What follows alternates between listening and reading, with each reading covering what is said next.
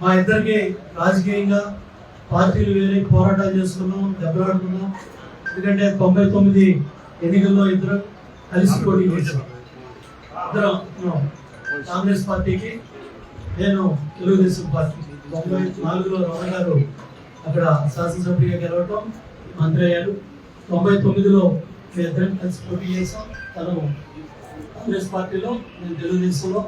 తర్వాత 2004లో వసంతరావు గారు ఆ పార్టీ తరఫున, నేను తెలుగుదేశం తరఫున పోటీ చేశాను. తర్వాత మైలవరానికి నేను రావడం జరిగింది.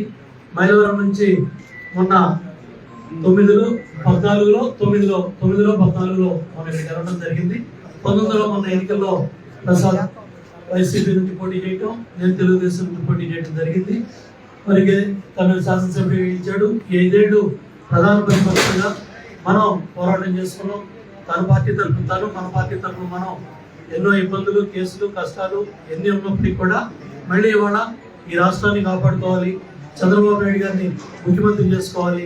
కాబట్టి మనందరం కూడా కలిసి ముందుకెళ్లాలని మరి మన పార్టీలో చేరటం, చంద్రబాబు నాయుడు గారు చేర్చుకోవడం, మరి ఈరోజు మన మైలవరం టికెట్ నాకు ఇవ్వటం, మనందరం కూడా కలిసి అటు శివనాథ్ని ఇటు ప్రసాద్ని ఇద్దరిని కూడా మంచి మెజార్టీతో గెలిపించుకొని రేపు నామినేషన్ కార్యక్రమానికి అందరూ రావాలని దయచేసి గ్రామంలో ఉన్న ప్రతి ఒక్క కార్యకర్తకి, నాయకుడికి చెప్తున్నాను.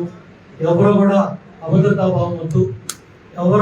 ఎవరైతే మీ గౌరవాలు ఇప్పుడు దాకా కాపాడబడినాయో, ఎందుకంటే ఈ పార్టీ కార్యకర్తల కష్టం. రాంబాబు గారు, ఎందుకంటే దగ్గర వీళ్ళందరూ కూడా 1982 నుంచి ఒక ఎమ్మెల్యే అభ్యర్థి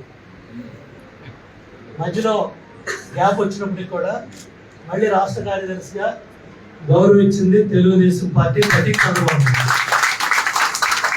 ఇప్పుడు రాంబాబు గారు ఎన్టీ రామారావు గారి ఆశీస్సులతో ఎమ్మెల్యే అభ్యర్థిగా గుర్తించబడ్డాడు.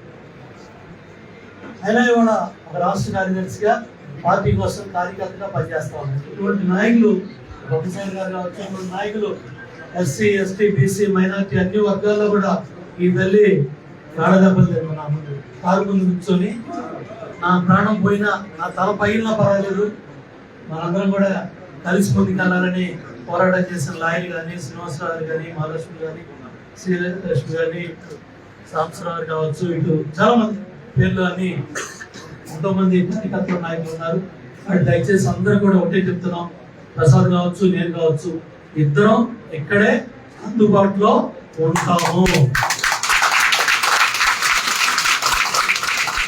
అంటే ఒక్కళ్ళు కూడా అభద్రతా భావంతో ఎవరో ఇవ్వడం మధ్యలో దళారులు వచ్చి మీ మీద పెత్తనాలు చేసి, బయట పార్టీ వ్యక్తులు వచ్చి మీ జోలికి వచ్చి మీ మీద పెత్తనం చేయడానికి ఎవరం కూడా మీ ఇద్దరు కూడా సహించాం. ఏదైతే గ్రామ పార్టీ కూడా చంద్రబాబు నాయుడు గారు చాలా స్పష్టంగా చెప్పారు, 42 ఏళ్ల పార్టీ కార్యకర్తల నాయకులు ఈ పార్టీని కాపాడుకుంటూ వస్తున్నారు. ఎవరైతే వాళ్ళు మీరు బాధ్యతలు తీసుకున్నారో మీరందరూ కూడా గ్రామాల్లో పార్టీ కార్యకర్తలు కాపాడండి, నాయకుడు గౌరవాన్ని కాపాడండి. వాళ్ళు ఎంతో కష్టపడి ఈ జెండాని కాపాడి, పార్టీని కాపాడి మన కోసం దెబ్బలు తిని జైలుకి వెళ్ళి కష్టాలు పడి ఎన్నో ఉన్నారు. ఇవాళ అవకాశం పార్టీ మీకు ఇచ్చింది. 15 ఏళ్ల క్రితం పార్టీ సుధాకర్ బాగా కష్టపడ్డాడు.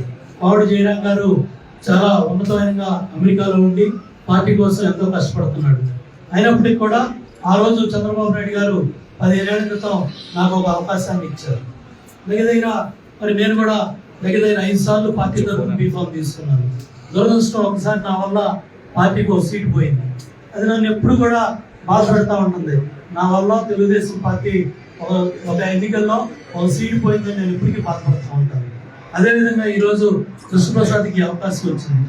ఈ అవకాశాన్ని సద్వినియోగం చేసుకొని తను ఎవరైతే మీరు కష్టపడి మమ్మల్ని 15 ఏళ్ళు నన్ను కాపాడారో, రేపు ఈ 5 సంవత్సరాలు ఇతను ఇక్కడ శాసనసభ్యుడిగా పనిచేస్తాడో, అందరం కూడా కలిసి మీ గౌరవాన్ని కానీ, మీ పట్ట కష్టాన్ని కానీ, మీ ఇబ్బందులు కానీ అధిగమిస్తాం.